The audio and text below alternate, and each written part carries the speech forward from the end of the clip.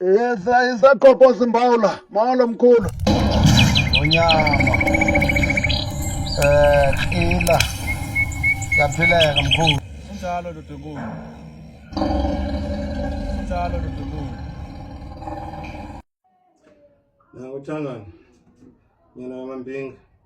Nge-19 ndinedinga pha kwiDansane FM. Dansane FM ngilapha eMonti. iDansane phansi koMonti. Date 19 xesha ngo-12 ebusuku. Usuku uzabe ngolwesine kule veki. Lwesibini namhlanje.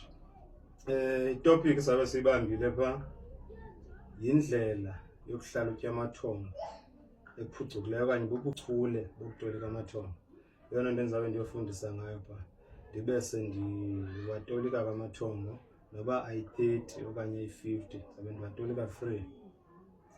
Kodwa phamba siye kule topic umsasazi uthe uzayicela into yoba ndikhe ndizazise ndingubani, uGqobhoza Imbawula uthangana lo kaGoli ngubani kanye suka phi, i-expertise zam zithini, zi-services ezo zakhona into endikwazi uzenza, igift endizinikwa ngabantu abadala ndizichaze ke phaa.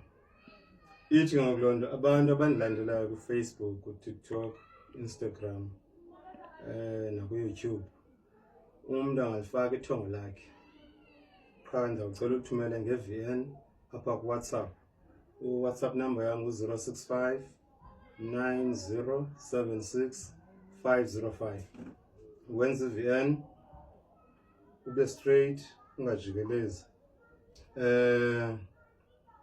Okunye if uzabo kude eMonti i-radio station ekwazi ufikelela uhlala khona, ilink ndiza kuthumelela pha kuWhatsApp.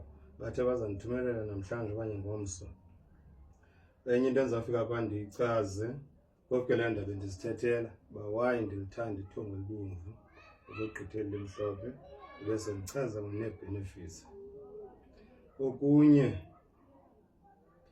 yinto yoba umsasazi uthi ingase qho ngeveki siqhube ndimane ndisiba pha. Nditheke leyo ndizawube ndiyiqwalasele, ndike ndiyisefe umoya, ndiyisefe ngomoya, ndiyibone amadlozi wam azayivumela into yoba ndiyenze ngelo hlobo. Isizathu ke ndoyika ukuzibona sendithethe nebe kufanele uba andizithethi iimfihlo zalapha ebugqirheni. Kodwa ndinayo into ethi ukuba ndivumelane nayo kuleyo yaqho ngeveki ibe kanye ngenyanga, andinangxaki nokuya ndiyofundisa ndiyibeke ingxaki ndize nesisombululo sayo. Masibonane ngolwesine ngo-12 ebusuku kumDansane FM. Ithongo ke lakho nalo ekudala likufumene noba lela 10 years back, noba walifumana una 10 years, una 20 okanye una 30, 40, 50, lifake pha kuWhatsApp wam. Then uthangana uzalibhala ke ngopha, ndizawucebisa enyuka ugqirha ndisebenza nalo, alibhale pha. Then xa ndiyokwenza amathongo pha ndisendilifaka ke nalapho if uye wanalo elo thamsanqa. Akukho kokunye, makubele icosi, ubele, ukhanye ethongweni. Umahluko ke enye into beke ndayichaphazela ke pha kumsasazi, into yoba ke mna andilo gqirha lesiqhelo. Andizofika pha ndithethe izinto eziqhelekileyo. Xa ndithetha ngobugqirha ndithethe ngeento zeentambo ezinkulu, iinto zeembeleko, iinto zookhokho, kwenziwa kookhokho nookhokokazi, hayi mani, noodadobawo. Ezo nto zingenziwa, iinto ezidibene nookhokho nookhokokazi neentambo ezinkulu, ezo nto neembeleko ziyenziwa naziinkokeli zamakhaya. Andizothetha ezo zinto mna nezinto eziqhele uthethwayo ngootata uNqevu, abantu abaququzelela le nkolo kanto. Sebezithethile ezaa zinto andisenokuqhela uba mamela.